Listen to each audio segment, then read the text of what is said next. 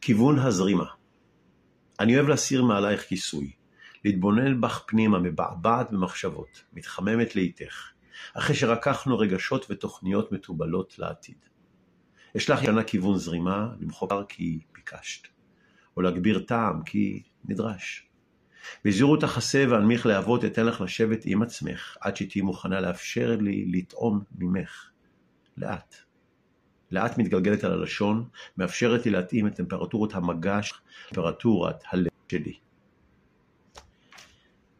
קמטים של אהבה צריך לגייץ. זהו שיר אחד מתוך 100 שירים בספר הביקורים שלי. לי קוראים ליאור זכריה יקרי, למי שלא מכיר, והספר שלי כולו שירי אהבה. תובנות, זיכרונות, כאבים ושמחות. מי לא צריך אהבה? מי לא רוצה אהבה? מי לא צריך עכשיו אהבה? ודווקא בתקופה הזו אהבה.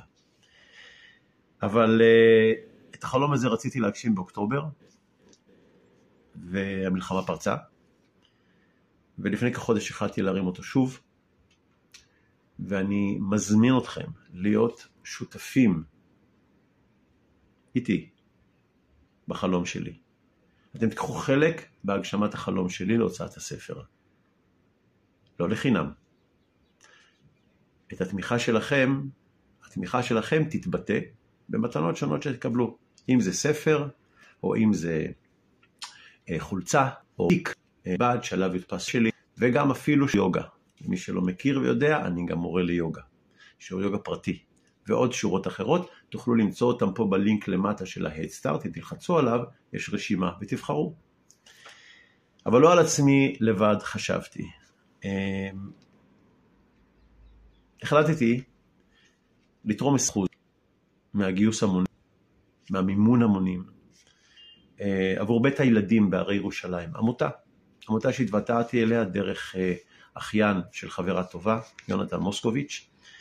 זאת עמותה שמטפלת בילדים שנזרקו בבתיהם, בית לילדים ללא בית. אז 20% יתרמו לעמותה. לכן אני מזמין אתכם לא רק לתמוך בחלום שלי, אלא גם בחלום של הילדים האלו. אתם ואני ביחד נצעד, נעזור ונגשים חלומות. נשמע לי אחלה דיל. אז אני ממש אשמח אם תלחצו על הלינק למטה ותזרמו פנימה.